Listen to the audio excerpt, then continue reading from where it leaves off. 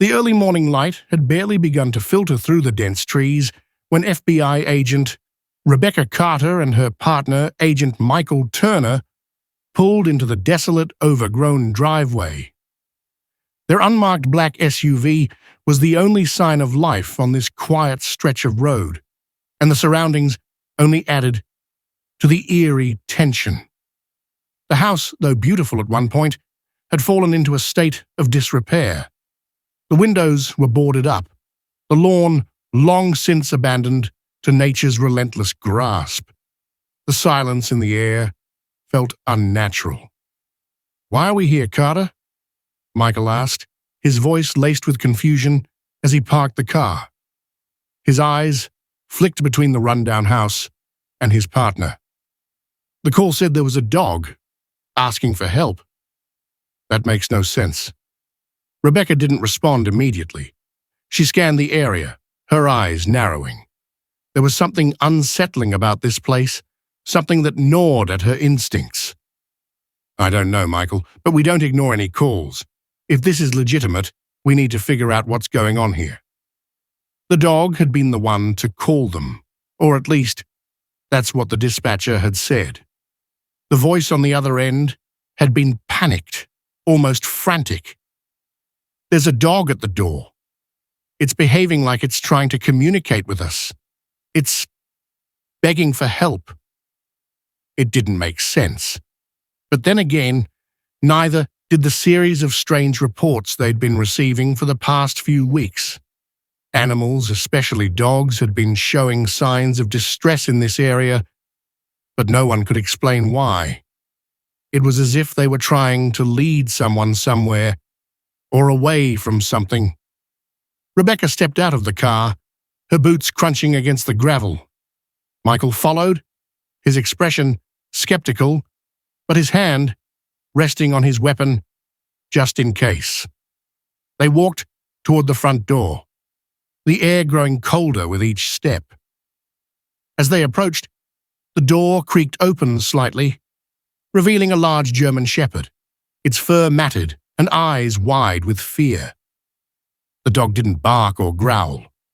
Instead, it stood there, staring at them. There was an intelligence in its gaze, an urgency.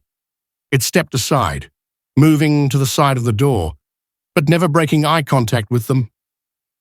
"Is it asking us to go inside?" Michael asked, his voice dropping to a whisper. Rebecca took a cautious step forward. "I think it is." The dog moved back again, its tail tucked between its legs, its head slightly lowered in an almost submissive way. It wasn't the kind of behavior they expected from an animal used to people, but it was clear. This dog wasn't just waiting for a meal or attention. It was guiding them, urging them forward. The house was eerily silent as they entered, the only sound being the faint scratching of the dog's paws against the floor. The air was thick with the scent of dust and mildew. Every step they took felt heavy, as though the house itself was holding its breath, waiting for something. "All right, let's split up," Rebecca said. "We'll search the ground floor first. Keep your eyes peeled." Michael nodded and walked down the hallway to the left, while Rebecca moved toward the right. The dog followed closely behind her, staying just out of reach, but never straying far. Its presence was comforting, yet unsettling. Something in the way it moved seemed too deliberate, too purposeful. As Rebecca moved deeper into the house, she couldn't shake the feeling that they weren't alone. The walls seemed to close in around her, and the silence was deafening. Her flashlight flicked over the various objects that had been left behind: broken furniture, a shattered mirror, and a coat thrown carelessly across a chair.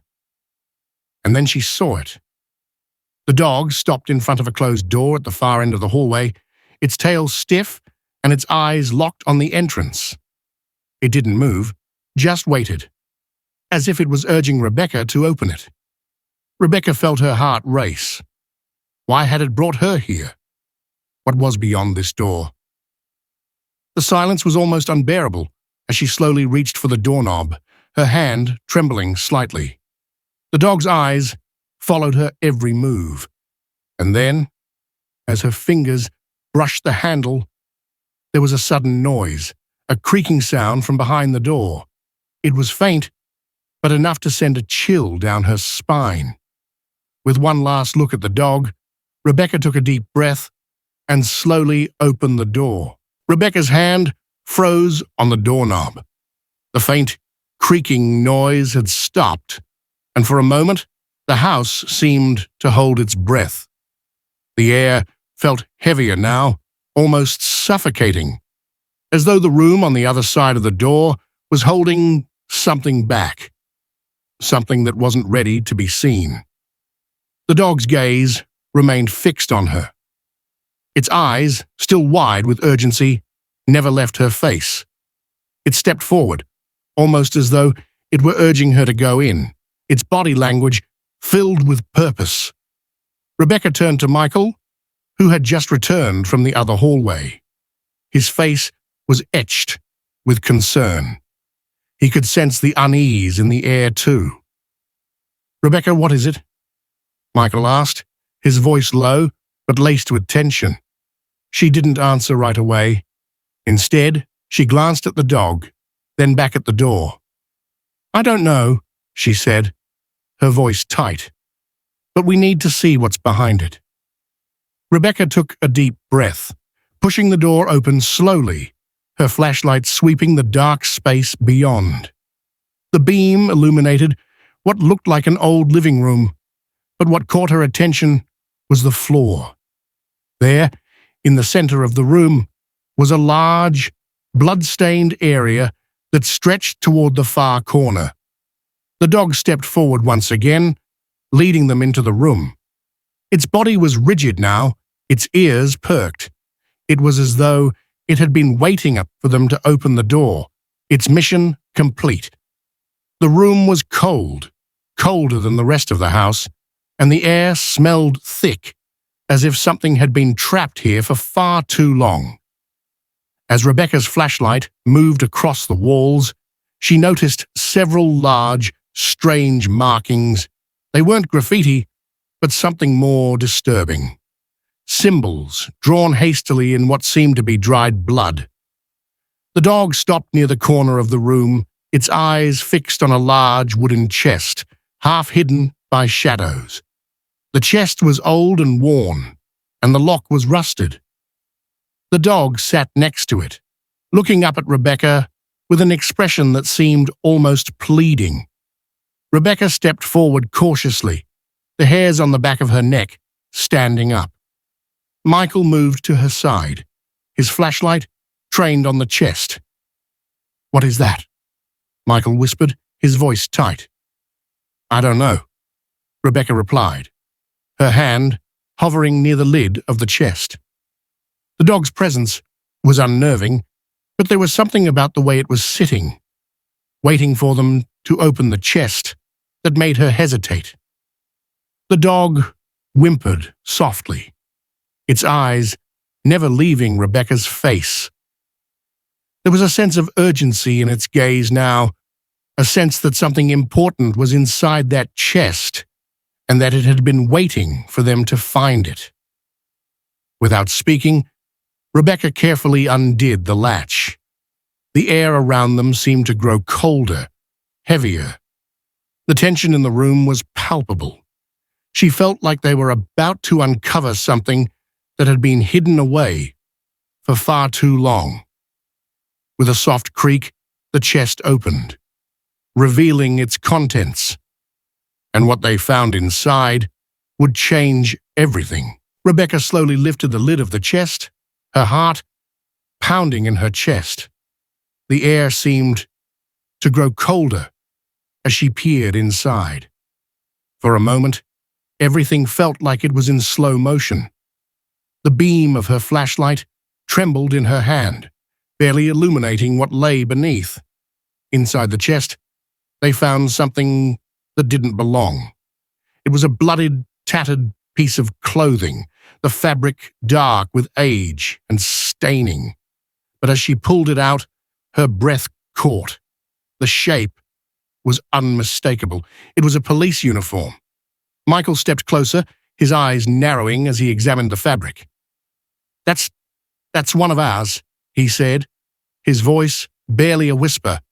His hand reached out, trembling, as he recognized the insignia. This belongs to one of our missing officers. Rebecca froze.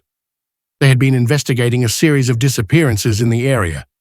Officers who had vanished without a trace. They had never found any evidence, only silence. Until now. The dog whimpered again, its eyes still locked onto Rebecca, almost as though it was urging her to understand. The urgency in its expression was clear. It had led them here for a reason. Rebecca's heart raced as she dug deeper into the chest. She found something else. A small leather-bound notebook. It looked old and worn, as if it had been in there for years. She opened it carefully, flipping through the pages, her eyes scanning the handwritten notes. The words were chilling. The officer who had written them had been documenting the strange disappearances, trying to piece together the clues. The final entry stopped abruptly, unfinished. "They're not human." Rebecca felt a chill run down her spine. She closed the notebook with trembling hands, looking at Michael. "What the hell happened here?" she whispered. The dog stood up, its tail lowered, and slowly backed toward the door. Its work was done. It had led them to the truth, but now it was time to go. Rebecca and Michael exchanged a silent look, a sense of dread settling over them. The house, the chest, the notebook, it all pointed to something far darker than they had imagined. And the dog? It had been the key to uncovering the horrors that lay hidden for so long. As they left the house, the dog disappeared into the shadows, its purpose fulfilled. But for Rebecca and Michael, the mystery was just beginning.